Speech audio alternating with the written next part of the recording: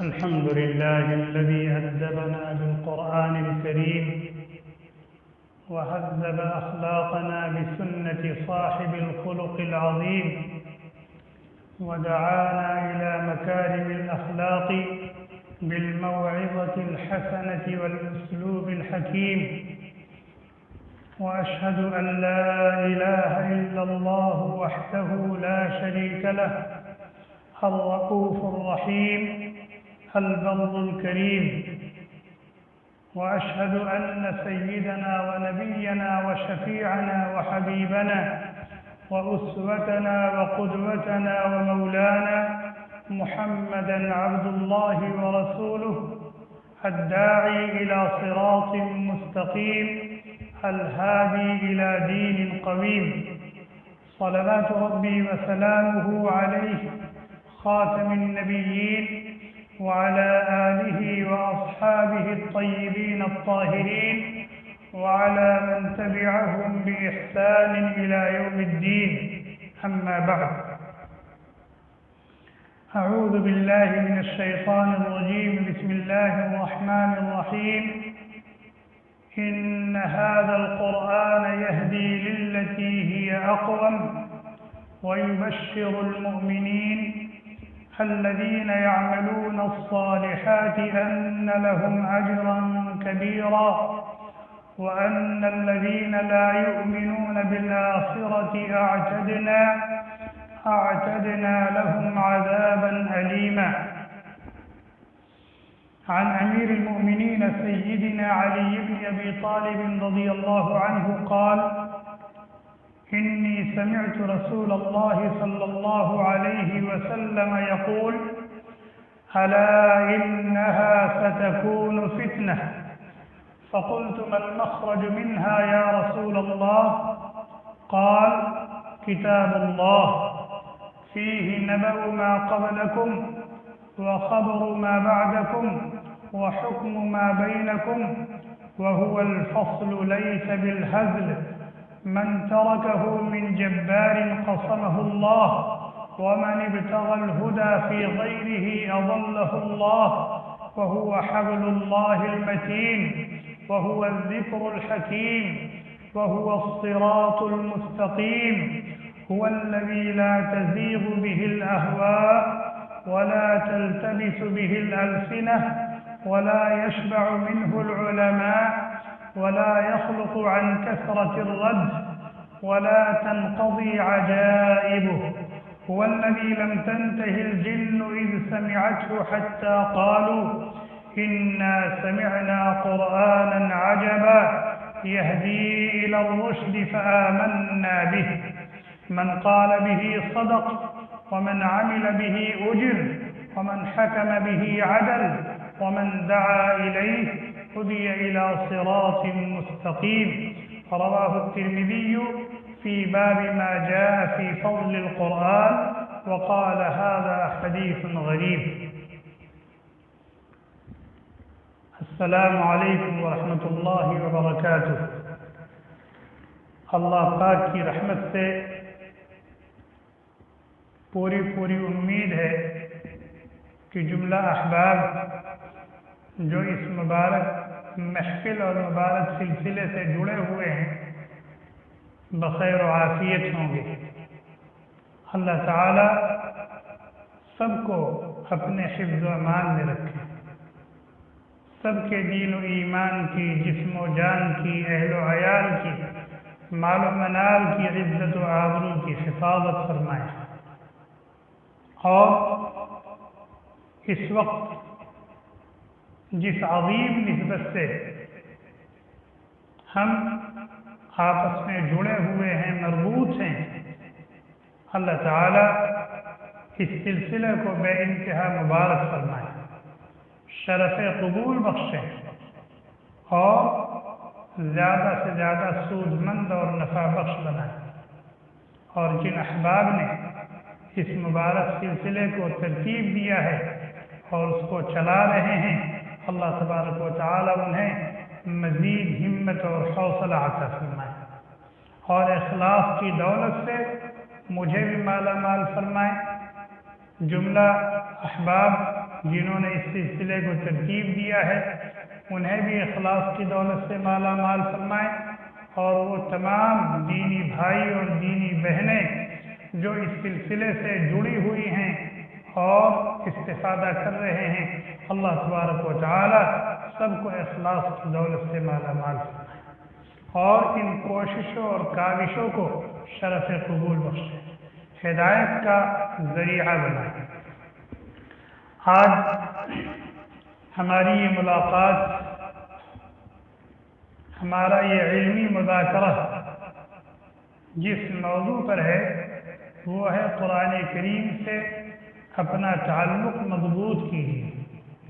قرآن کریم سے اپنا تعلق مضبوط کیجیے۔ قرآن کریم اللہ تبارک و تعالی کی آخری کتاب ہدایت ہے، جو اللہ تبارک و تعالی نے تا قیام قیامت تمام جن و انس کے لیے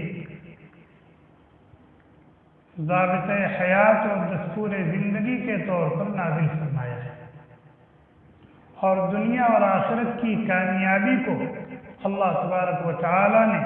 اس کتاب سے وابستہ کر دیا ہے، جوڑ دیا ہے۔ ان اللہ یرفع بهذا الكتاب اقواما ویضع به آخرین، اللہ تبارک و تعالی اسی کتاب کی بدولت بہتوں کو سرخرو اور سربلند فرماتے ہیں، دنیا میں بھی کامیابی اور کامرانی ان کا قدم چومتی ہے اور آخرت میں بھی وہ بامراد ہوں، اور اسی کتاب کی بدولت بہتوں کو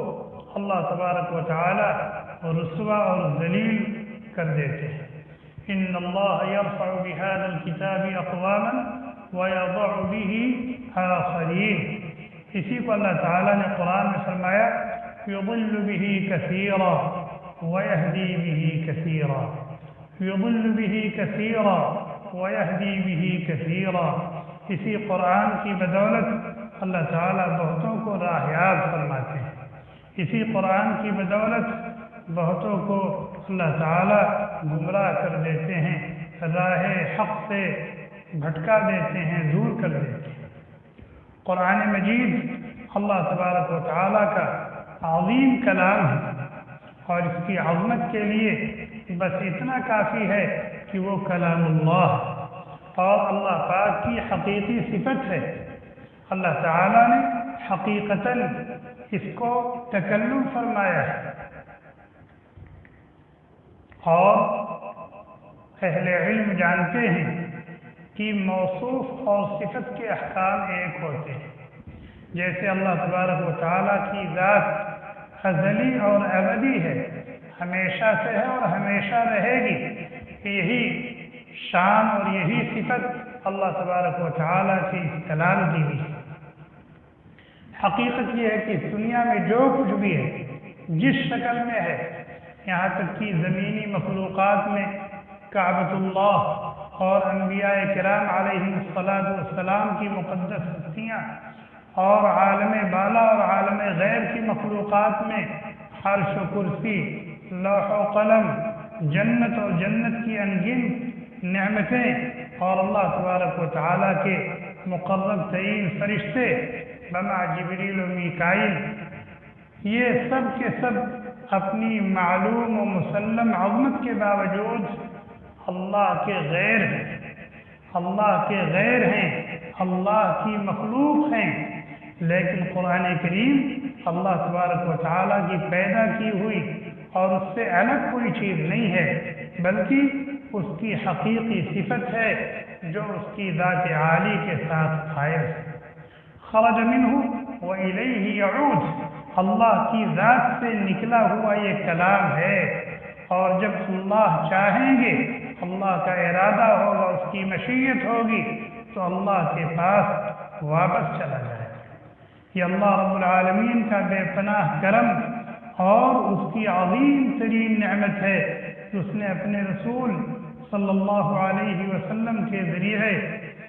اس کلام کو ہم تک پہنچایا۔ اللہ تبارک و تعالی نے اپنے محبوب کے ذریعے سے اس کلام کو ہم تک پہنچایا اور ہمیں اس لائق بنایا کہ ہم اس کی تلاوت کر سکیں اور اپنی زبان سے اس کو پڑھ سکیں، پھر اس کو سمجھ کر اپنی زندگی کا رہنما بنا سکیں اور اپنے شب و روز کو اس کے احکام و اوامر پر چل کر جگمگا سکیں، منور کر سکیں، سنوار سکیں۔ جو آیت کریمہ بھی آپ کے سامنے پڑھی گئی، ان ھذا القرآن یہدی للتی ہی اقوم، اللہ تعالیٰ فرماتے ہیں کہ بے شک یہ قرآن راہ راست کی رہنمائی کرتا ہے۔ اس قرآن کا کام کیا ہے؟ جو طالب ہدایت بن کر اس سے رشتہ جوڑتا ہے، یہ اس کو راہ راست کی رہنمائی کر دیتا ہے، راہ راست پر چلا دیتا ہے، جما دیتا ہے اور منزل تک پہنچا دیتا ہے۔ یہاں اللہ تعالیٰ نے عجیب لفظ استعمال کیا ہے، اقوم، یہدی للتی ہی اقوم۔ قرآن کریم اس راستے کی رہنمائی کرتا ہے جو سب سے زیادہ درست ہے۔ مفسرین نے لکھا ہے کہ اقوم اس راستے کو کہتے ہیں جو اپنے راہی کو منزل مقصود تک پہنچانے میں قریب تر ہو۔ اقوم اس راستے کو کہتے ہیں جو اپنے راہی کو منزل مقصود تک پہنچانے میں قریب تر بھی ہو، آسان بھی ہو اور خطرات سے خالی اور محفوظ بھی ہو۔ قرآن کریم انسانی زندگی کے لیے جو احکام دیتا ہے وہ ان تینوں اوصاف کے جامع ہوتے ہیں۔ قرآن کریم نے انسانوں کو جتنے احکام دیے ہیں، چاہے ان کا تعلق ایمانیات سے ہو، چاہے ان کا تعلق عبادات سے ہو، چاہے ان کا تعلق معاملات سے ہو، چاہے ان کا تعلق معاشرت سے ہو، چاہے ان کا تعلق اخلاقیات سے ہو، ایک ایک حکم ان تین صفات کے ساتھ متصف ہے کہ وہ منزل مقصود تک پہنچانے میں قریب سے قریب تر بھی ہے، آسان بھی ہے اور ہر قسم کے خطرات اور دشواریوں سے خالی بھی ہے۔ اور اس قرآن کریم کا کام اور کیا ہے، اس کی شان اور کیا ہے؟ اللہ تعالیٰ فرماتے ہیں وَيُبَشِّرُ الْمُؤْمِنِينَ وَيُبَشِّرُ الْمُؤْمِنِينَ، جو قرآن کو اپنے سینے سے لگاتا ہے، جو قرآن کریم کو اپنے سینے سے لگاتا ہے اور اس کی تعلیمات اور ہدایات سے اپنے شب و روز کو جگمگاتا ہے، سنوارتا ہے، تو ان کو یہ خوشخبری سناتا ہے۔ خوشخبری سناتا ہے، کس بات کی خوشخبری؟ ان لہم اجرا کبیرا، ان لہم اجرا کبیرا، کہ ان کے لیے بہت بڑا اجر ہے، بہت بڑا اجر ہے۔ اجر کبیر سے کیا مراد ہے؟ ان کے لیے اللہ کی رضا اور خوشنودی ہے، ان کے لیے اللہ کی محبت اور اللہ کا پیار ہے، اور ان کے لیے اللہ کی رحمتوں کا مظہر جنت اور جنت کی انگنت اور لا تعداد غیر متناہی اور لامحدود نعمتیں ہیں، اللہ کا دیدار ہے۔ ان لہم اجرا کبیرا، جن لوگوں نے قرآن کریم سے صحیح معنی میں اپنا تعلق قائم کیا، اپنا رشتہ جوڑا اور اپنی زندگی کے لیے اس کو مشعل راہ بنایا، ان لہم اجرا کبیرا۔ اور اس کے برعکس جن لوگوں نے قرآنی تعلیمات اور ہدایات سے پہلو تہی کی، غفلت برتی اور اس عظیم کتاب کی قدر نہ کی اور اس کا حق ضائع کیا، تو انہیں بھی خوشخبری سناتا ہے یہ قرآن، انہیں بھی خوشخبری سناتا ہے۔ کس چیز کی خوشخبری؟ اللہ کے غضب اور غصے کی، اللہ کی ناراضگی کی، اللہ کے غضب اور غصے کے مظہر جہنم اور جہنم میں پائے جانے والے گناہوں عذاب کی خوشخبری سناتا ہے۔ قرآن کریم عظیم کتاب ہے۔ ابھی جو حدیث آپ کو سنائی گئی، جس کو امام ترمذی رحمۃ اللہ علیہ نے باب فضل القرآن میں ذکر کیا ہے، بڑی طویل حدیث ہے۔ اس حدیث میں نبی اکرم صلی اللہ علیہ وسلم نے قرآن کریم کی عظمت کو بیان کیا، اس کی شان کو بیان کیا، اس کے مقام اور رتبے کو بیان کیا ہے۔ قلت وقت دامنگیر ہے، اس لیے میں پوری حدیث کا ترجمہ اور اس کی تشریح نہیں کروں گا، لیکن اتنا بتانا ضروری سمجھتا ہوں کہ حضرت علی بن ابی طالب رضی اللہ تعالیٰ عنہ کہتے ہیں کہ میں نے نبی اکرم صلی اللہ علیہ وسلم سے سنا، آپ نے فرمایا انہا ستکون فتنہ، عن قریب فتنے رونما ہوں گے، عن قریب فتنے رونما ہوں گے۔ ایمان سوز فتنے، اعمال سوز فتنے، اخلاق سوز فتنے، حیا سوز فتنے، فتنے ہی فتنے ہوں گے۔ چنانچہ محدثین نے فتنوں کی بہت ساری قسمیں ذکر کی، اور علامہ ابن قیم رحمۃ اللہ علیہ نے فرمایا کہ فتنے تو بہت ہوں گے اور نہ جانے کن کی شکلوں میں ہوں گے، لیکن ان فتنوں میں دو فتنے انتہائی خطرناک ہیں، دو فتنے انتہائی خطرناک ہیں، ایک ہے فتنۃ الشہوات اور ایک ہے فتنۃ الشبہات۔ یہ دو فتنے انتہائی خطرناک فتنے۔ فتنۃ الشبہات، اس کا نتیجہ شرک ہے، فتنۃ الشبہات اس کا نتیجہ کفر ہے، فتنۃ الشبہات اس کا نتیجہ نفاق ہے، فتنۃ الشبہات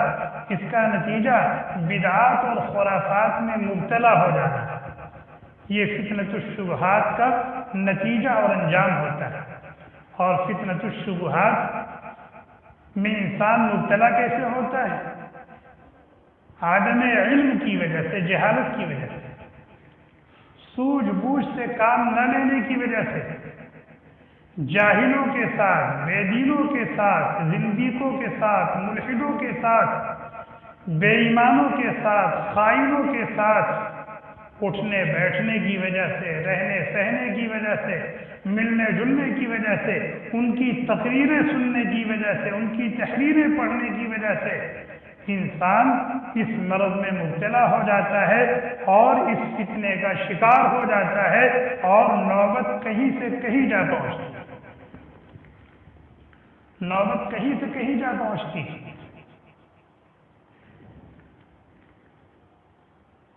یہ ہے فتنۃ الشبہات۔ اللہ کے وجود کے بارے میں شبہ ہے کہ نہیں ہے؟ اللہ کی وحدانیت کے بارے میں شبہ ہے کہ ایک ہے یا کئی ایک ہے؟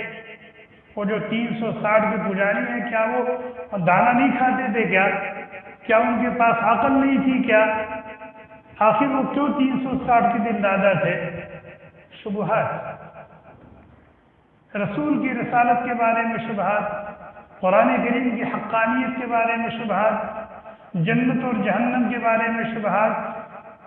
اور مرنے کے بعد دوبارہ اٹھائے جانے کے بارے میں شبہات، عذاب قبر اور ثواب قبر کے بارے میں شبہات، جزا اور سزا کے بارے میں شبہات، یہ سب شبہات ہی شبہات۔ یہ ہے فتنۃ الشبہات، اور یہی دور ہے جس کی نشاندہی جناب نبی اکرم صلی اللہ علیہ وسلم نے فرمائی تھی انہا ستکون فتنہ، ہم قریب فتنے رونما ہوں گے۔ اور کیسے؟ فتنن کقطع اللیل المظلم، جیسے سورج غروب ہو جاتا ہے، تاریکی چھاتی ہے، اور جو وقت گزرتا جاتا ہے تاریکی بڑھتی جاتی ہے، وقت گزرتا جاتا ہے تاریکی بڑھتی جاتی ہے، اتنا اندھیرا ہو جاتا ہے، اتنا اندھیرا ہو جاتا ہے، اتنا اندھیرا ہو جاتا ہے کہ انسان کو اس کا اپنا ہاتھ نہیں نظر آتا۔ اسی طریقے سے یہ فتنے رونما ہوں گے، فتنوں پر فتنے، فتنوں پر فتنے، فتنوں پر فتنے کی خیر اور بھلائی کا کام کرنا مشکل تر ہو جائے گا۔ اپنے دین و ایمان کی حفاظت ایک مشکل کام ہو جائے گی، جیسا کہ نبی اکرم صلی اللہ علیہ وسلم نے فرمایا کہ شریعت کے کسی حکم پر عمل کرنا اتنا مشکل اتنا دشوار ہو جائے گا جیسے آگ کے انگارے کو اپنے ہاتھ پر لینا کتنا مشکل ہے۔ انہا ستکون فتنہ۔ تو علامہ ابن قیم رحمۃ اللہ علیہ نے فتنے بتایا کہ فتنے بہت ہے، لیکن ان میں دو انتہائی خطرناک ہے، فتنۃ الشبہات، اور اس کا ایک نمونہ میں آپ کے سامنے پیش کرتا ہوں۔ 360 کے پجاری، 360 بتوں کی ڈنڈوت کرنے والے ان کی ڈنڈوت کرتے تھے، ان کی پوجا کرتے تھے، ان کی نظر و نیاز کرتے تھے، اور جب ان سے کہا جاتا تھا کہ یہ تو اندھے ہیں، یہ بہرے ہیں، یہ لنگڑے ہیں، یہ لولے ہیں، یہ چل نہیں سکتے، سن نہیں سکتے، دیکھ نہیں سکتے، تو کہتے تھے ما نعبدهم الا ليقربونا الى الله زلفى، ہم انہیں معبود سمجھ کر کے، مستحق عبادت سمجھ کر کے تھوڑا ہی پوچھتے ہیں، ہم تو اس لیے ان کی ڈنڈوت کرتے ہیں کہ یہ ہم کو کل کی زندگی میں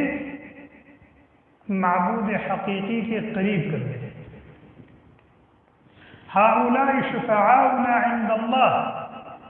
ہم ان کو معبود تھوڑی سمجھتے ہیں، ہم تو ان کو اس لیے راضی اور خوش کرنے کی فکر میں لگے رہتے ہیں کہ کل یہ بارگاہ رب العزت میں ہماری سفارش کر دیں گے، ہمارا کام بن جائے گا۔ یہ دیکھیے شبہ، مرنے کے بعد کیسے دوبارہ اٹھایا جائے گا؟ آدمی سوچتا ہے کہ انسان کہتے ہیں اس جسم کو، یہ جسم روح نکل گئی، یہ مٹی کے حوالے کر دیا گیا، دریا کے حوالے کر دیا گیا،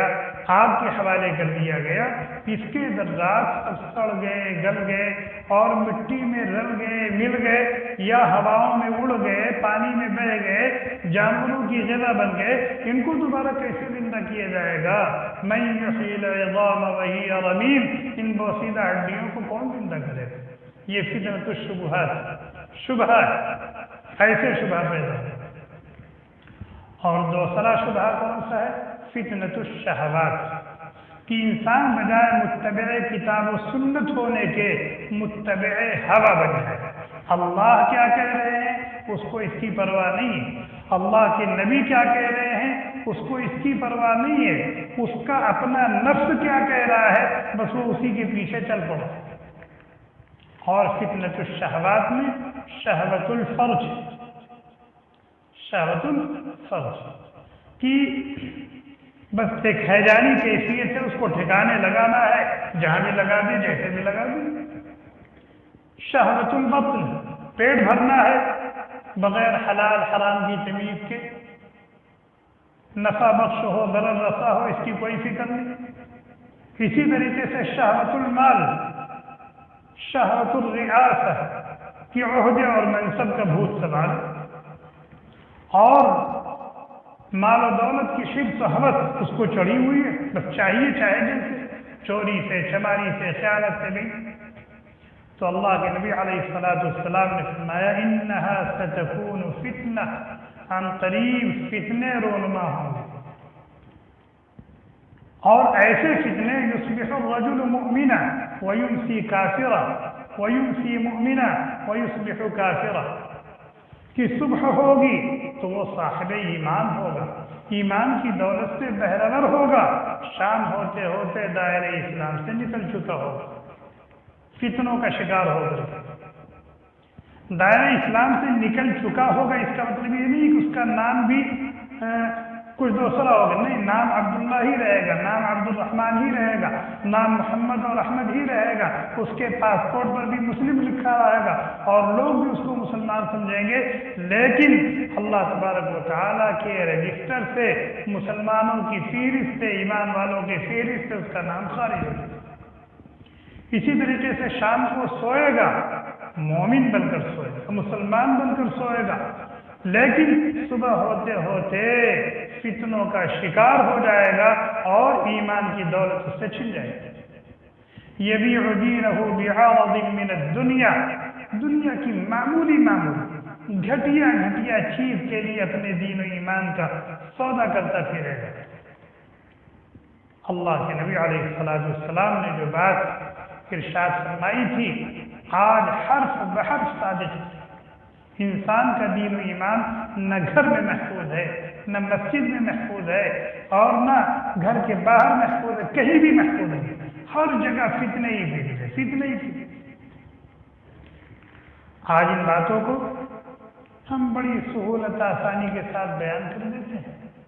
نہ بیان کرنے والے کے اوپر کوئی اثر ہوتا ہے، اور لوگ بہت ہی آسانی اور سہولت کے ساتھ سن لیتے ہیں، نہ سننے والوں کے اوپر کوئی اثر پڑتا ہے۔ لیکن جناب نبی اکرم صلی اللہ علیہ وسلم جب اپنی زبان فیض ترجمان سے یہ بات کے ارشاد فرماتے تھے تو صحابہ کانپ جاتے تھے، ان کے روگٹے کھڑے ہو جاتے تھے، گھبراہٹ پیدا ہو جاتی تھی، اور فوراً حل پوچھ بیٹھتے تھے کہ حل کیا ہے۔ چنانچہ حضرت علی رضی اللہ تعالیٰ عنہ کہتے ہیں، میں نے پوچھا بل مخرج منہا یا رسول اللہ، ان فتنوں سے نجات کا سامان کیسے ہوگا، ان فتنوں سے حفاظت کیسے ہوگی؟ اللہ کے نبی علیہ السلام نے فرمایا کتاب اللہ، کتاب اللہ، کتاب اللہ۔ قرآن کریم سے جو شخص جتنا زیادہ جڑا ہوا ہو، جس کا تعلق اور جس کا رشتہ قرآن کریم سے جتنا زیادہ مستحکم اور مضبوط ہوگا، قرآن کریم پڑھنے کے اعتبار سے، اس کے اندر غور و فکر اور تدبر کرنے کے اعتبار سے، اور اس پر عمل کرنے کے اعتبار سے، اس کی نشر و اشاعت کرنے کے اعتبار سے، اور اس کے دفاع کے اعتبار سے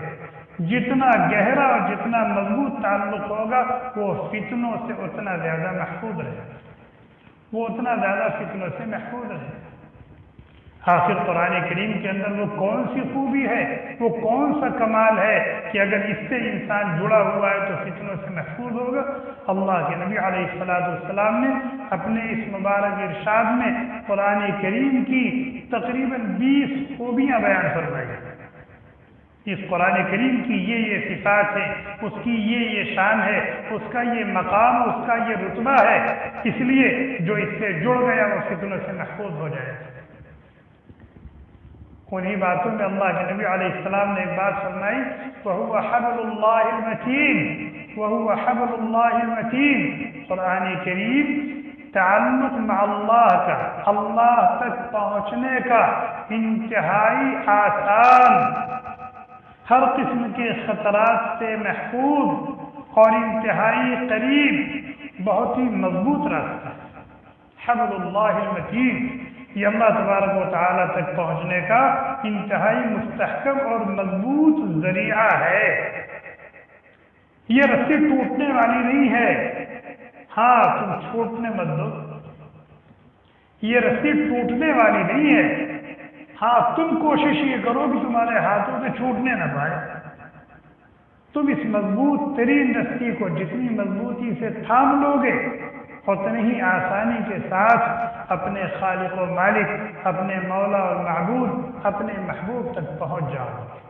اور ہر قسم کے فتنوں سے، چاہے وہ ایمان سوز فتنے ہوں، چاہے وہ اعمال سوز فتنے ہوں، اور چاہے وہ اخلاق سوز فتنے ہوں، چاہے وہ حیا سوز فتنے ہوں، چاہے وہ فطرت الشبہات ہو، چاہے فطرت الشہوات ہو، اللہ تعالیٰ تمہاری حفاظت فرمائے، اللہ تعالیٰ تمہاری حفاظت فرمائیں گے، اللہ تعالیٰ تمہاری حفاظت فرمائیں گے۔ قرآن کریم اللہ کا کلام ہے، اللہ کی صفت ہے جو اس کی ذات عالی کے ساتھ قائم ہے، اور جو آدمی قرآن کریم سے جتنا زیادہ جڑتا ہے، اپنے تعلق کو مضبوط کرتا ہے، وہ اللہ کے اتنے قریب ہوتا جاتا ہے، اتنے قریب ہوتا جاتا ہے، اس کو اللہ کی اتنی محبت ملتی ہے، اتنا پیار ملتا ہے۔ اور یہ ایک فطری بات ہے۔ ہمارے استاد محترم حضرت مفتی سعید احمد صاحب رحمۃ اللہ علیہ نے اپنی کتاب تحفۃ العلمعی، جو ترمذی شریف کی انتہائی جامع اور مفصل شرح، وہاں ایک حدیث کی شرح میں حضرت فرماتے ہیں کہ جب مجھے معلوم ہوتا ہے کہ فلاں شخص میری کتابوں کا مطالعہ کرتا ہے، فلاں شخص میری تحریریں پڑھتا رہتا ہے، فلاں شخص میری تقریریں سنتا ہے، تو میرے دل میں اس کے لیے نرم گوشہ محسوس ہوتا ہے،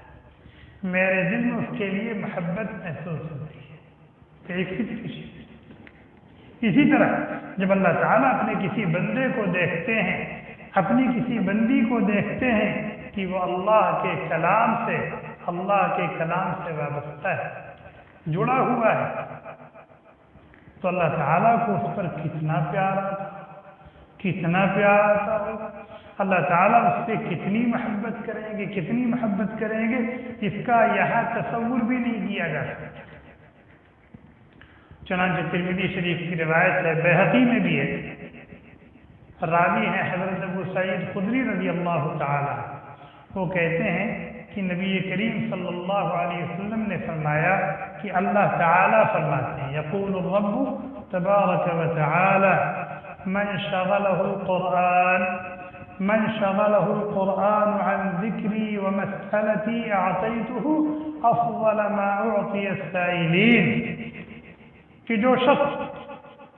میرے کلام کے ساتھ مشغول ہوتا ہے اور ایسا مشغول ہوتا ہے کہ اس کو دوسرے اذکار و اوراد کی فرصت ہی نہیں ملتی، حتیٰ کہ میرے سامنے ہاتھ اٹھا کر اپنا دکھڑا سنانے کی اور اپنی حاجات و ضروریات کو میرے سامنے رکھنے کی فرصت نہیں ملتی، میں اس کو ان لوگوں سے زیادہ اور بہتر عطا کرتا ہوں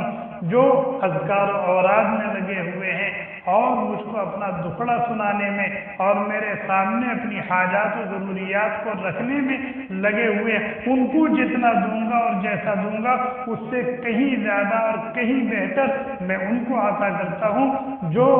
میرے کلام کے ساتھ مشغول ہیں اور اس مشغولیت کی وجہ سے انہیں فرصت نہیں ملتی دوسرے اعمال کرنے کی، دوسرے اذکار و اوراد کی اور مجھ سے مانگنے کی اور دعا کی۔ یہ کمال محبت ہی کی تو علامت ہے، حضرت شیخ الحدیث مولانا زکریا صاحب رحمۃ اللہ علیہ نے اپنی کتاب فضائل قرآن میں اس حدیث کے ذیل میں لکھا ہے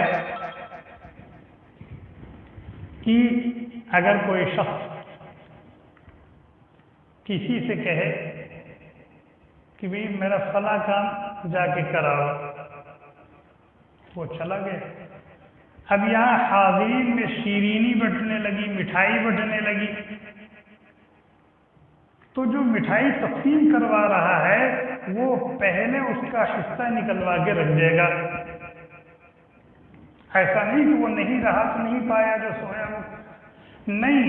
جس نے اس کو اپنے کام سے بھیجا ہے وہ مٹھائی تقسیم کروانے سے پہلے اس کا حصہ نکال کے رکھ دے گا، پھر تقسیم کروائے گا۔ اسی طریقے سے اللہ کے جو بندے، اللہ کی جو بندیاں جو انتہائی خوش بخت اور خوش نصیب ہیں اور انہوں نے اپنے آپ کو اللہ کے کلام سے جوڑ رکھا ہے، وہ تلاوت میں لگے ہوئے ہیں، دوسروں کو سکھانے اور سمجھانے میں لگے ہوئے ہیں، پڑھنے اور پڑھانے میں لگے ہوئے ہیں، تو اللہ تبارک و تعالی ان کو ان لوگوں سے سوا عطا فرماتے ہیں جو اللہ سے مانگتے ہیں۔ اور اللہ کے نبی علیہ السلام نے اس حدیث میں یہ بات بھی فرمائی، وَفَضْلُ كَلَامِ اللَّهِ عَلَى سَائِرِ الْكَلَامِ كَفَضْلِ اللَّهِ عَلَى خَلْقِهِ، کہ اللہ تبارک و تعالی خالق ہے، مالک ہیں، مولا اور معبود ہیں، خالق کو اپنی خلق پر جو برتری اور فوقیت حاصل ہے، اللہ کے کلام کو لوگوں کے کلام پر بھی وہی فوقیت اور برتری ہے، اللہ کے کلام کو لوگوں کے کلام پر بھی وہی فوقیت اور برتری حاصل ہے۔ مقولہ ہے کلام الملوک ملوک الکلام، کلام الملوک ملوک الکلام، بادشاہ کی گفتگو جو ہوتی ہے لوگوں کے کلام اور لوگوں کی گفتگو کا بادشاہ ہوتی ہے جیسے یہ لوگوں کا بادشاہ ہے۔ ایک اور حدیث سناؤں، حضرت عائشہ صدیقہ رضی اللہ تعالی عنہ فرماتی ہیں کہ رسول اللہ صلی اللہ علیہ وسلم نے فرمایا ان لکل شیء شرفا یتباہون به، ان لکل شیء شرفا یتباہون به، وَإِنَّ بَهَاءَ أُمَّتِي وَشَرَفَهَا القرآن۔ ہر چیز کے لیے، ہر قوم کے لیے، ہر جماعت کے لیے کوئی نہ کوئی چیز باعث افتخار ہوتی ہے، باعث شرافت اور بزرگی ہوتی ہے، جس پر وہ ناز کرتا ہے، وہ فخر کرتا ہے، میں فلاں خاندان سے تعلق رکھتا ہوں، میرے دادا ایسے تھے، ویسے تھے، ڈبل پیسے تھے، میرے پاس یہ کمال ہے، یہ ہنر ہے، فخر کرتا نہیں کرتا ہے؟ فرمایا میری امت کے لیے جو چیز باعث شرف اور افتخار ہے وہ قرآن کریم ہے۔ شرف اور افتخار کے لیے، بزرگی کے لیے اور کمال کے طور پر بندے مومن کے پاس قرآن سے بڑھ کر کے کوئی اور چیز نہیں ہوتی۔ انسان کے پاس کتنی اونچی اونچی ڈگریاں کیوں نہ ہوں، کتنی اونچی اونچی شہادات کیوں نہ ہوں، لیکن حفظ قرآن کی اور علم قرآن کی جو ڈگری اور شہادت ہے، اس سے اونچی کوئی ڈگری نہیں ہو سکتی، اس سے اونچا اور بلند کوئی مقام اور مرتبہ نہیں ہو سکتا۔ قرآن کریم کی ایک شان اللہ کے نبی علیہ السلام نے بیان فرمائی ہے۔ حضرت عبداللہ بن عمر رضی اللہ تعالی عنہما راوی ہے، بیہقی میں اس کو نقل کیا ہے، ان هذه القلوب تصدع، ان هذه القلوب تصدع كما يصدع الحديد اذا اصابه الماء، کہ جیسے لوہا ہو، اگر لوہے کو پانی لگ جائے تو وہ گندا ہو جاتا ہے، زنگ آلود ہو جاتا ہے، مورچہ لگ جاتا ہے، اور پھر وہ زنگ، وہ مورچہ دھیرے دھیرے دھیرے دھیرے اس کو کھا کے ختم کر دیتا ہے۔ اللہ کے نبی علیہ السلام نے فرمایا اسی طریقے سے دل گندے ہو جاتے ہیں، اس پر میل کچیل آ جاتا ہے، گرد و غبار آ جاتا ہے، گرد و غبار آ جاتا ہے۔ پوچھنے والوں نے پوچھا کہ اللہ کے نبی علیہ السلام اگر لوہا زنگ آلود ہو گیا تو ہم اس کی صفائی کر لیتے، اس کی صفائی کا طریقہ ہم کو معلوم ہے، ہمارا بدن گندا ہو گیا، میل کچیل آ گئے، ہم اس کو صاف کر لیتے ہیں، ہمارا کپڑا گندا ہو گیا، ہمارا فرش گندا ہو گیا، لیکن آپ نے فرمایا کہ دل گندے ہو جاتے ہیں، اس پر میل کچیل آ جاتا ہے، تو بتائیے دلوں کی صفائی کا کیا طریقہ ہے؟ دلوں کی صفائی کا کیا طریقہ ہے؟ ہم اس کو کیسے صیقل کریں، کیسے صاف شفاف کریں، اس کے میل کچیل گند و غبار کو کیسے دور کریں؟ اللہ کے نبی علیہ السلام نے ایسا نسخہ تجویز فرمایا، اس میں 2 جز فرمایا، کثرت ذکر الموت، کثرت سے موت کو یاد کرو، کثرت سے موت کو یاد کرو تو تمہارے دل کا میل کچیل صاف ہو جائے گا۔ اسی طریقے سے کثرت سے قرآن کریم کی تلاوت کرو، کثرت سے قرآن کریم کی تلاوت کرو تو تمہارے دل کا میل کچیل کیا ہو جائے گا؟ صاف ہو جائے گا۔ ہم اپنا محاسبہ کریں کہ قرآن کریم سے جو اتنی عظیم ترین کتاب ہے، خاتم الامم ہے، خاتم الکتب ہے، خاتم الکتب ہے، خاتم الامم کو دی گئی ہے، تو اس خاتم الامم کا اس خاتم الکتب سے کتنا رشتہ ہے؟ کہنے والے نے کہا ہے وہ معزز کے زمانے میں مسلمان ہو کر، وہ معزز کے زمانے میں مسلمان ہو کر ہم خوار ہوئے تاریخ قرآن ہو کر، وہ معزز کے زمانے میں مسلمان ہو کر ہم خوار ہوئے تاریخ قرآن۔ قرآن کریم اللہ تعالیٰ نے ہمیں اس لیے نہیں دیا ہے کہ کوئی مر جائے تو ہم اس کے ایصال ثواب کے لیے قرآن پڑھ دیں۔ قرآن کریم ہمیں اللہ تعالیٰ نے اس لیے نہیں دیا ہے کہ ہم اپنی بہن اور بیٹی کا رشتہ کریں تو خوبصورت جزدان میں سجا کر کے اس کو جہیز میں دے دیں۔ قرآن کریم اللہ تعالیٰ نے ہمیں اس لیے نہیں دیا ہے کہ ہم اس کو برکت کے طور پر گھر میں رکھیں۔ قرآن کریم اللہ تعالیٰ نے ہمیں اس لیے نہیں دیا ہے کہ کوئی زندگی کے آخری مرحلے میں ہے اور سانس آ کر کے اٹکی ہوئی ہے تو سورہ یاسین پڑھ دے، قرآن پڑھ دے تاکہ وہ آسانی سے مر جائے۔ قرآن کریم اللہ تعالیٰ نے ہمیں اس لیے نہیں دیا ہے کہ کسی کو نظر لگ جائے، کسی کے اوپر آسیب آ جائے، کوئی کسی کے اوپر سحر ہو جائے تو ہم اس کے ذریعے سے اس کا علاج کر دیں، اس سے انکار نہیں کیا جاتا۔ لیکن یہ قرآن کریم کے نزول کے مقاصد نہیں ہیں، یہ قرآن کریم کے ثمرات ہیں، برکات ہیں، فوائد ہیں۔ قرآن کریم کے نزول کا مقصد کچھ اور ہے، قرآن کریم کے نزول کا مقصد کچھ اور ہے، اور وہ کیا ہے؟ کتاب انزلناہ الیک مبارک، کتاب انزلناہ الیک مبارک، ہم نے آپ کی طرف ایک عظیم ترین کتاب بھیجی ہے، ہم نے آپ کی طرف ایک عظیم ترین کتاب بھیجی ہے، مبارک، جو سراسر باعث خیر و برکت ہے۔ اس کو دیکھنا بھی ثواب ہے، اس کو چومنا بھی ثواب ہے، اور اس کو سینے سے لگانا بھی ثواب ہے، اس کو پڑھنا بھی ثواب ہے، اس کو پڑھانا بھی ثواب ہے، اور اس سے لو لگانا بھی ثواب ہے، اس کو سمجھنا بھی ثواب ہے، اس کو سمجھانا بھی ثواب ہے، قرب الہی کا ذریعہ ہے، اور اس کی نشر و اشاعت اور اس کا دفاع اور اس کی حفاظت سب ثواب۔ اتنی بابرکت، اتنی بابرکت کی لیدبروا آیاتہ، ہم نے اس لیے اس کو اتارا ہے تاکہ اہل قرآن اس کے اندر غور کرے۔ اللہ تعالیٰ نے جو صلاحیت دی ہے، استعداد دی ہے، اس کو بروئے کار لائیں، اس میں تدبر کریں، اور وَلِيَتَذَكَّرَ أُولُو الْأَلْبَابِ، اور اہل دانش و بینش، سوجھ بوجھ والے سبق لیں، عبرت لیں، نصیحت حاصل کریں، اور اس کو مشعل راہ بنا کر اپنی زندگی اس کی روشنی میں گزاریں، اس کی زندگی میں، اس کی روشنی میں اپنی زندگی گزاریں، اپنے شب و روز کو اس کے نور سے منور کریں، سجائیں، جگمگائیں۔ ایک جگہ اللہ تعالیٰ نے بطور شکوہ کے کہا افلا یتدبرون القرآن ام علی قلوب اقفالها، یہ لوگ قرآن کریم میں تدبر کیوں نہیں کرتے، قرآن کو سمجھنے کی کوشش کیوں نہیں کرتے؟ اللہ تعالیٰ نے سمجھنے اور سوچنے کی جو صلاحیت دی اس کو استعمال کیوں نہیں کرتے؟ کیا ان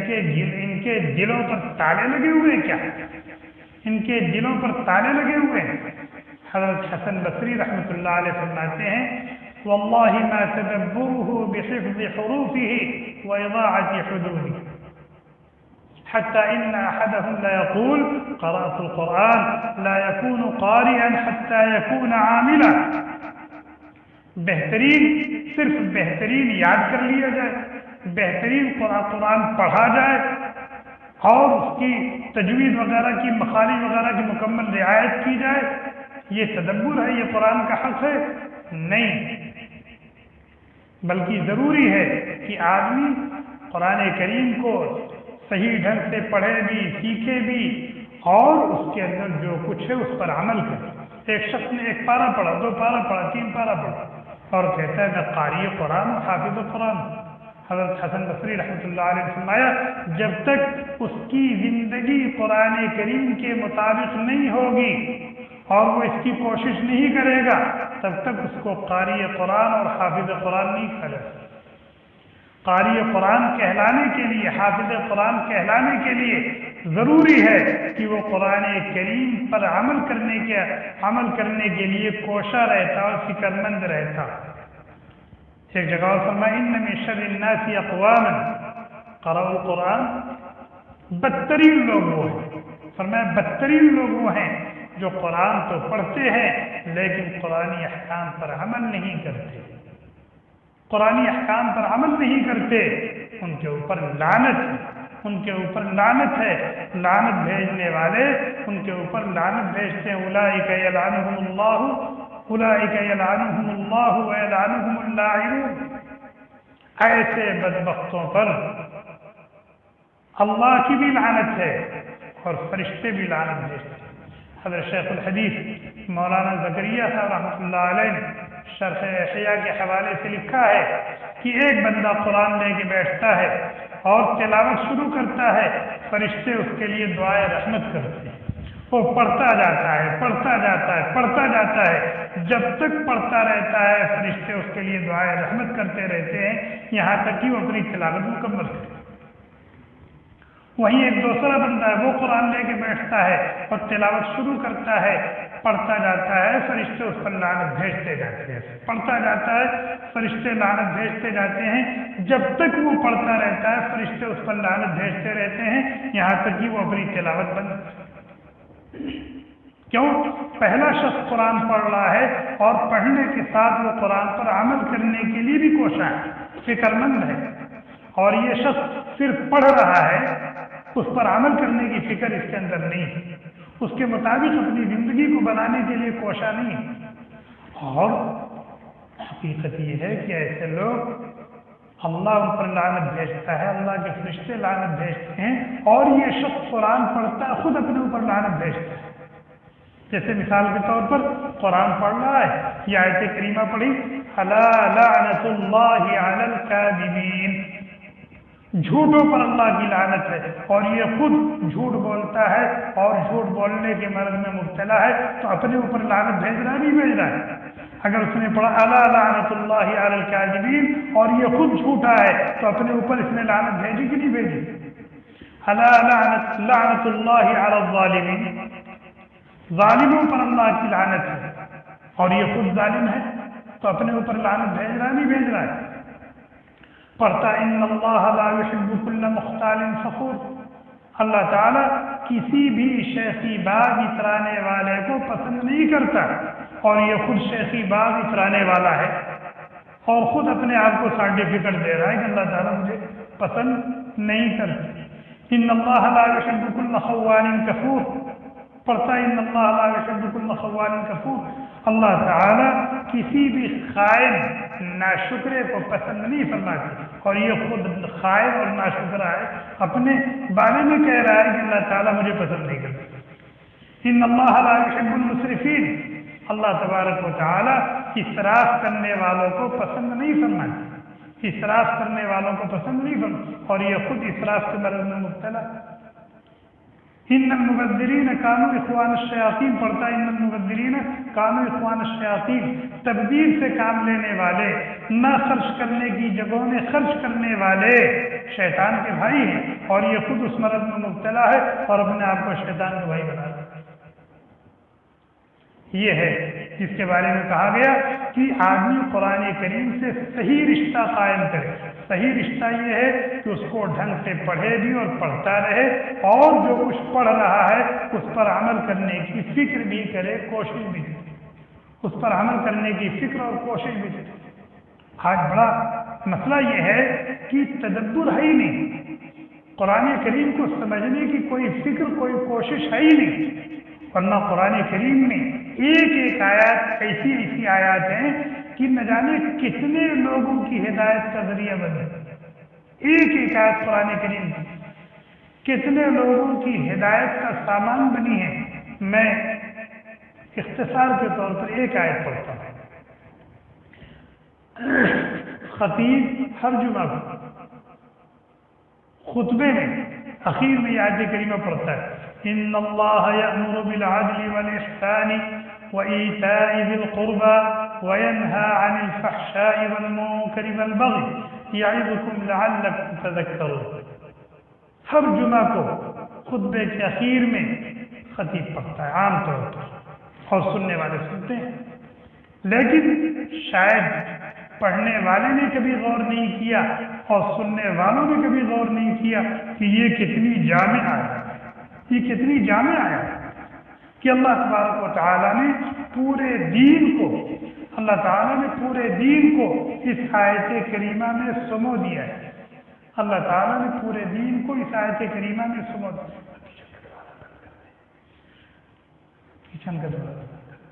اللہ تعالیٰ نے پورے دین کو اس آیت کریمہ میں سمو دیا ہے۔ ایک صحابی ہے اکثم صیفی رضی اللہ عنہ، یہ حافظ ابو یعلا رحمۃ اللہ علیہ نے اپنی کتاب معرفت الصحابہ میں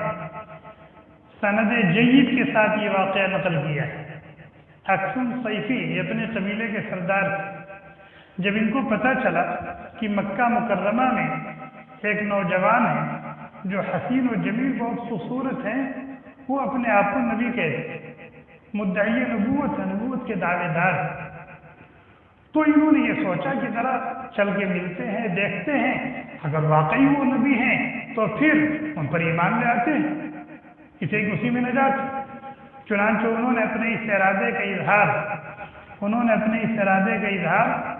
اپنے قبیلے اور خاندان کے لوگوں کے سامنے کیا۔ تو ان کے قبیلے والوں نے کہا کہ یہ آپ کے شایع نشان نہیں ہے کہ آپ تشریف لے جائیں، آپ اپنا کسی کو نمائندہ بنا دیں، ان کو بھیج دیں، وہ جا کے تحقیق حال کر کے آ جائیں، پھر آپ جو فیصلہ کرنا ہو کریں۔ چنانچہ انہوں نے 2 آدمیوں کو اپنا قاصد بنایا اور ان کو بھیجا کہ جاؤ معلوم کر دو۔ چنانچہ یہ دونوں گئے اور نبی کریم صلی اللہ علیہ وسلم سے ملاقات کی اور ان سے 2 سوال کیے، من انت، آپ کون ہیں؟ تو اللہ کے نبی علیہ السلام نے فرمایا محمد بن عبداللہ۔ دوسرا سوال کیا وما انت، اور آپ کے پاس کیا ہے، آپ کس چیز کا دعویٰ کر رہے ہیں؟ آپ نے فرمایا عبداللہ ورسولہ، میں اللہ کا بندہ ہوں اور اللہ کا رسول۔ اور پھر آپ نے یہ آیت کریمہ پڑھ کر سنائی، ان اللہ یأمر بالعدل والاحسان وایتاء ذی القربى۔ جب انہوں نے یہ آیت کریمہ سنی نبی کریم صلی اللہ علیہ وسلم کی زبان مبارک سے جھوم اٹھے اور کہا پھر پڑھیے۔ چنانچہ اللہ کے نبی علیہ السلام بار بار پڑھتے رہے اور وہ سنتے رہے، مزے لیتے رہے، یہاں تک کہ یہ آیت کریمہ ان کو یاد ہو گئی۔ واپس آئے اور اپنے سردار کو روداد سفر سنائی اور بتایا کہ ہم نے ان سے یہ 2 سوال کیے تھے اور یہ ایک آیت ہم نے ان سے سیکھی۔ یہ آیت سنتے ہی تو اقسم سیفی انہوں نے کہا کہ یہ کلام حق ہے، یہ کلام حق ہے،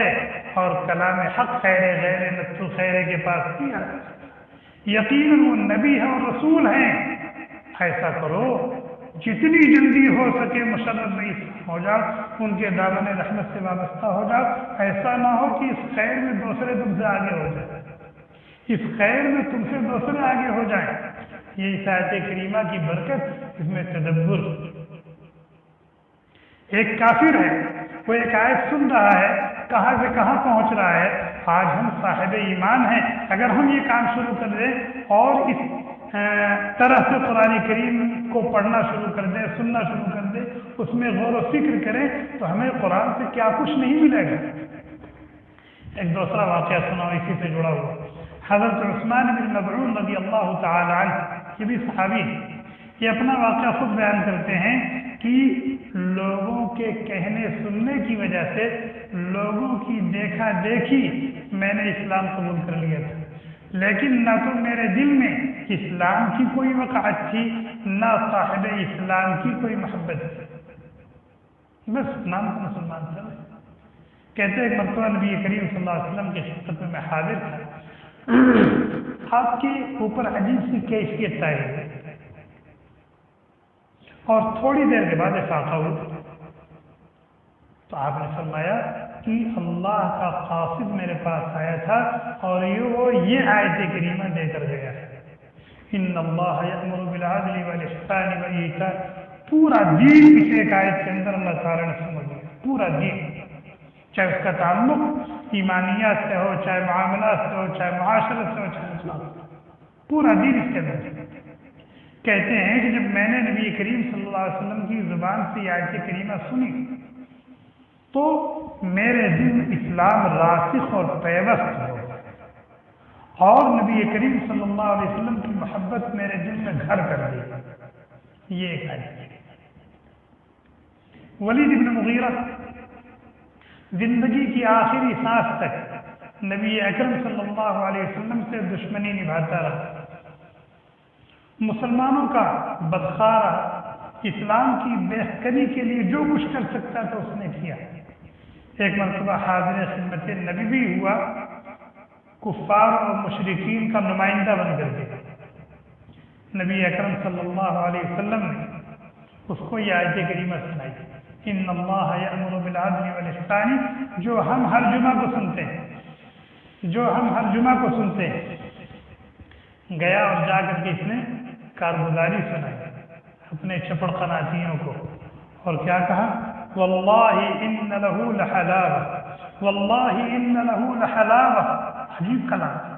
اس کے اندر تو عجیب قسم کی چاشنی ہے، مٹھا لذت ہے، وَإِنَّ عَلَيْهِ لَطُلَابَةً، اس کے اندر عجیب رونق ہے، نور ہے، روحانیت و نورانیت، اور کہا وَإِنَّ أَصْلَهُ لَمُورِقٌ، سن لو کان کھول کر کے، اس جڑ پر وہ بار آنے والے ہیں، اس کی شاخیں ہر چہار جانب پھیلنے والی ہیں، وَأَعْلَاهُ لَمُثْمِرٌ، اور اس میں پھول اور پھل آنے والے ہیں، وَإِنَّهُ لَيَعْلُو وَلَا يُعْلَى عَلَيْهِ، اور وہ تمام ادیان پر غالب ہو کر کے رہے گا، اس کو کوئی مغلوب نہیں کر سکتا، وَمَا هُوَ بِقَوْلِ کلام بشر، وَمَا هُوَ بِقَوْلِ بشر، وہ کسی انسان کا کلام نہیں ہے۔ یہ کس نے کہا؟ ولید بن مغیرہ نے کہا۔ یہ آیت کریمہ سے ایک واقعہ اور سناؤ۔ حضرت عمر بن خطاب رضی اللہ تعالیٰ عنہ کا زمانہ ہے، آپ مسجد نبوی میں اکیلے ہیں، ایک رومی دیہاتی حاضر خدمت ہوا اور بآواز بلند اس نے پڑھا اشہد ان لا الہ الا اللہ واشہد ان محمدا عبدہ ورسولہ۔ حضرت عمر رضی اللہ تعالیٰ عنہ نے کہا کیا بات ہوئی؟ کیا بات؟ اس نے کہا میں مسلمان ہو گیا۔ حضرت عمر رضی اللہ تعالیٰ نے پوچھا تمہارے مسلمان ہونے کی کوئی خاص وجہ، کوئی خاص سبب؟ تو اس نے کہا میں نے توریت پڑھی، میں نے انجیل پڑھی، میں نے زبور پڑھی،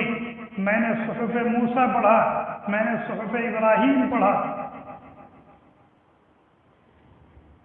ہمارے یہاں ایک قیدی مسلمان کچھ پڑھ رہا تھا، قیدی ہے، قید میں ہے، مسلمان کچھ پڑھ رہا تھا، میں نے جب کان لگایا تو سنا کہ یہ پڑھ رہا تھا۔ کیا پڑھ رہا تھا؟ وَمَن يُطِعِ اللَّهَ وَرَسُولَهُ وَيَخْشَ اللَّهَ وَيَتَّقِهِ فَأُولَٰئِكَ هُمُ الْفَائِزُونَ، یہ پڑھ رہا تھا۔ تو فوراً مجھے یہ خیال آیا کہ یہ کسی انسان کا کلام نہیں، اس کے اندر تو اتنی جامعیت ہے، اتنی جامعیت ہے، اتنی جامعیت ہے کہ تورات کے سارے علوم اس میں ہیں، انجیل کے سارے علوم اس میں ہیں، زبور کے سارے علوم اس میں ہیں، صحف موسیٰ اور ابراہیم کے سارے علوم اس میں ہیں۔ وَمَن يُطِعِ اللَّهَ وَرَسُولَهُ وَيَخْشَ اللَّهَ وَيَتَّقِهِ فَأُولَٰئِكَ هُمُ الْفَائِزُونَ۔ حضرت عمر رضی اللہ تعالیٰ نے پوچھا کہ تم نے اس آیت کریمہ سے سمجھا کیا؟ اس میں تفسیر کی، بڑی عجیب و غریب تفسیر کی، اور کہا وَمَن يُطِعِ اللَّهَ، اس میں اللہ تعالیٰ نے اپنے حقوق بیان کیے، اس میں اللہ تعالیٰ نے اپنے حقوق بیان کیے، فرائض الہیہ کا بیان۔ وَمَن يُطِعِ اللَّهَ، جو اللہ تبارک و تعالیٰ کے احکام و اوامر کو پورا کرتا ہے، اس کی نواہی اور زواجر سے بچتا ہے، وَرَسُولَهُ، اتباع سنت کا سبق دیا گیا ہے کہ اپنے نبی کا اتباع کرتا ہے، متبع سنت بنتا ہے، وَيَخْشَ اللَّهَ، اور جو عمر گزر گئی ہے اس میں جو کچھ کمیاں کوتاہیاں ہوئی ہیں اس تعلق سے وہ اللہ سے ڈرتا رہتا ہے، وَيَتَّقِهِ، اور تقویٰ اور پرہیزگاری کی زندگی گزار رہا ہے، تھوک پھونک کر کے ایک ایک قدم بڑھا رہا ہے، اور کوشش اس کی یہ ہے کہ میرا کوئی قدم کتاب و سنت سے ہٹ کر کے نہ اٹھے۔ فرمایا جو کوئی اپنے آپ کو ان چار صفات سے متصف ہوگا، متصف کر لے گا، اس کے لیے بشارت ہے، اولئک هم الفائزون، اولئک هم الفائزون، یہ ہے کامیاب۔ اور فائز کس کو کہا جاتا ہے؟ فمن زحزح عن النار وادخل الجنة فقد فاز، جس کو جہنم سے بچا لیا گیا اور جنت میں پہنچا دیا گیا وہ کامیاب ہو گیا، بڑی کامیاب۔ وقت زیادہ ہو رہا ہے، میں اپنی گفتگو ختم کر رہا ہوں، ایک چھوٹا سا واقعہ اور سناؤں گا 1-2 منٹ کہ قرآن کریم صرف انسانوں کے لیے کتاب ہدایت نہیں ہے بلکہ جیسے انسانوں کے لیے کتاب ہدایت ہے ایسے ہی جنوں کے لیے بھی کتاب ہدایت ہے۔ اور جیسے انسان اس کو پڑھ کر سن کر اس کے ہو رہتے تھے، اسی طریقے سے جنوں نے بھی جب اس کو سنا تو اس کے ہو گئے۔ چنانچہ ایک واقعہ لکھا ہے بخاری و مسلم میں، ترمذی و نسائی مسند احمد میں یہ واقعہ لکھا ہے۔ حضرت عبداللہ بن عباس رضی اللہ تعالی عنہما راوی ہیں کہ نبی اکرم صلی اللہ علیہ وسلم، واقعہ بہت طویل ہے لیکن اختصار کے ساتھ، نبی اکرم صلی اللہ علیہ وسلم اپنے چند صحابہ کے ساتھ مقام بطن نخلہ میں تھے اور صبح کی نماز پڑھا رہے تھے۔ جنوں کی ایک ٹولی وہاں پہنچ گئی، اعلیٰ اختلاف الروایات اس میں 7 جن تھے یا 9 تھے۔ جب وہاں پہنچے اور نبی اکرم صلی اللہ علیہ وسلم کی تلاوت کو سنا، فلما حضروه قالوا انصتوا، تو ایک دوسرے کو چپ کرانے لگے اور قرآن کریم کو سنا۔ اس کا تذکرہ اللہ تعالیٰ نے سورہ احقاف کے اخیر میں کیا ہے، وَإِذْ صَرَفْنَا إِلَيْكَ نَفَرًا مِنَ الْجِنِّ يَسْتَمِعُونَ الْقُرْآنَ، وہ وقت یاد کیجیے جب جنوں کی ایک ٹولی کو ہم نے آپ کے پاس پہنچا دیا، اور جب جنوں کی یہ جماعت اپنے لوگوں میں گئی ہے تو وہاں جا کے کہتی ہے اِنَّا سَمِعْنَا قُرْآنًا عَجَبًا، ہم نے تو ایک عجیب کلام سنا بھائی، یہدی الی الرشد، جو راہ راست کی رہنمائی کرتا ہے، فآمنا بھی، ہم تو اس پر ایمان لے آئے، ہم تو اس کے ہو کے رہ گئے، وَلَن نُشْرِكَ بِرَبِّنَا أَحَدًا، اور ہم نے یہ عہد کر رکھا ہے کہ آج کے بعد اپنے رب کے ساتھ شرک نہیں کریں گے، نہ اس کی ذات میں کسی کو شریک بنائیں گے، نہ اس کی صفات میں کسی کو شریک بنائیں گے۔ وَأَنَّهُ تَعَالَى جَدُّ رَبِّنَا مَا اتَّخَذَ صَاحِبَةً وَلَا وَلَدًا، لمبا واقعہ۔ جنوں کی یہ جماعت آئی، قرآن سنا اور مومن ہو کر کے اور داعی بن کر کے اپنے قوم کے پاس پہنچ گئے اور کہا یا قومنا اجیبوا داعی اللہ، اے ہماری قوم اللہ کے اس داعی کی دعوت پر لبیک کہو۔ تو یہ واقعہ میں نے صرف اس لیے سنایا کہ صرف انسانوں کے لیے یہ کتاب نہیں ہے، اور صرف انسان اس کو سن کر کے راہیاب نہیں ہوئے، متاثر نہیں، بلکہ جنوں نے بھی اس کو سنا اور یہ ان کے لیے بھی کتاب ہدایت اور ضابطۂ حیات و دستور زندگی ہے۔ ضرورت اس بات کی ہے کہ ہم اپنے رشتے کو قرآن کریم سے مضبوط کریں اور کسی عالم کی سرپرستی میں اس کے مشورے سے قرآن کریم کا کوئی ترجمہ اور کوئی تفسیر ہم روزانہ معمول بنا لیں، 2 صفحہ 4 صفحہ 6 صفحہ پڑھنے کا، اور جہاں نہ سمجھ میں آوے ان سے پوچھ لینے کا، سمجھ لینے کا۔ اسی طریقے سے ہمارے علاقے میں اگر کہیں درس قرآن کی ترتیب ہے جہاں قرآن کریم کا ترجمہ بیان کیا جاتا ہے، وہاں تفسیر ہوتی ہے، تو ہم اپنے آپ اس حلقے سے جوڑیں، اس سلسلے سے جڑیں، تاکہ ہمیں قرآن کریم کی جو روحانیت ہے، نورانیت ہے، قرآن کریم کا جو فیض ہے، قرآن کریم کے اندر جو علوم و معارف ہے، وہ ہمیں حاصل ہو۔ اور قرآن کریم جس مقصد سے نہ، آج تو بڑے افسوس کی بات ہے کہ ایک شخص 50 سال سے نماز پڑھ رہا اور نماز کی ہر رکعت میں سورہ فاتحہ پڑھتا ہے یا سنتا ہے، لیکن اس کو یہ پتہ نہیں کہ میں کیا سن رہا ہوں، اور اس کو یہ پتہ نہیں کہ میں کیا پڑھ رہا ہوں۔ سورہ فاتحہ 50 سال سے پڑھ رہا ہوں، 50 سال سے سن رہا، لیکن یہ پتہ نہیں کیا کہہ رہا ہے، کیا پڑھ رہا ہے۔ حالانکہ اگر ہم ایک آیت کا ترجمہ، ایک دن ایک آیت کا ترجمہ سیکھیں تو 30 دن میں 30 آیتیں ہو جائیں، اور ایک آیت کا ترجمہ سیکھنے میں زیادہ سے زیادہ 1 منٹ لگتا ہے۔ الحمدللہ رب العالمین، تمام تعریفیں اللہ کے لیے ہیں جو ہر عالم کا رب ہے۔ کتنی دیر لگی بھائی؟ کہتے ہیں بہت مشکل ہے، کچھ مشکل نہیں ہے، آدمی پتہ نہیں کیا کیا سیکھ لیتا ہے اور جان لیتا ہے۔ ایک شخص انڈیا کا رہنے والا، پاکستان کا رہنے والا، اس کی اردو زبان ہے، دیہاتی زبان ہے، اگر اس کو امریکہ جانا پڑ گیا انگلش سیکھ لیتا ہے، نہیں سیکھ لیتا، لکھنا بھی سیکھ لیتا ہے، پڑھنا بھی سیکھ لیتا ہے، بولنا بھی سیکھ لیتا ہے۔ فرانس جا رہا ہے وہاں کی زبان سیکھ لیتا ہے۔ چائنا جا رہا ہے یا وہاں چلا گیا وہاں رہ رہا ہے، وہاں کی زبان سیکھ لیتا ہے۔ یہ تو تمہاری مذہبی زبان ہے اور بہت ہی آسان ہے، تو اس کو تم کیوں نہیں سیکھ پا رہے ہو، کیوں نہیں سمجھ پا رہے ہو؟ اس لیے تم نے کبھی سوچا ہی نہیں، کبھی کوشش کی۔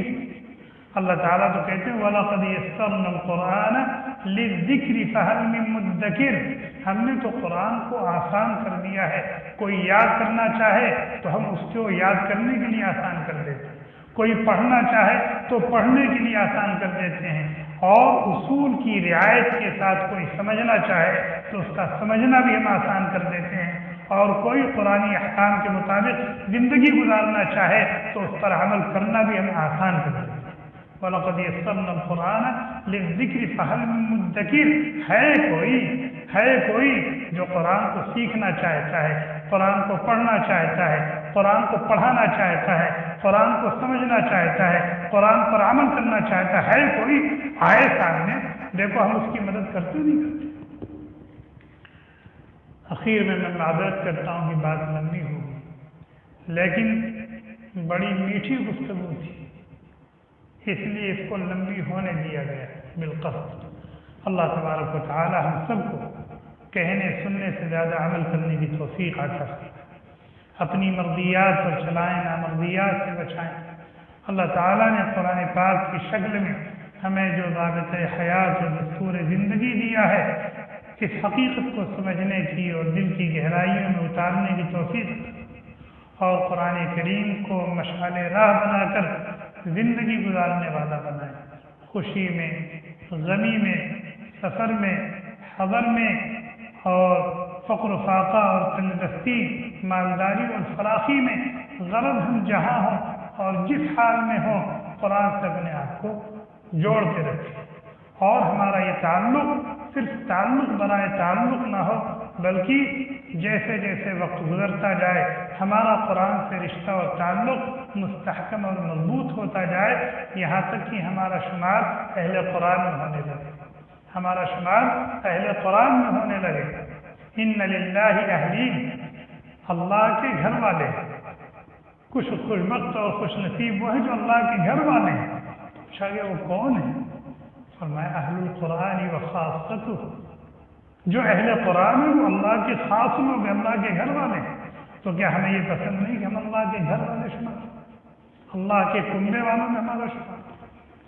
سبحان اللہ وبحمدہ، سبحانک اللہم وبحمدک، واشہد ان لا الہ الا انت، واستغفرک واتوب الیک۔ سبحان ربک رب العزة عما یصفون،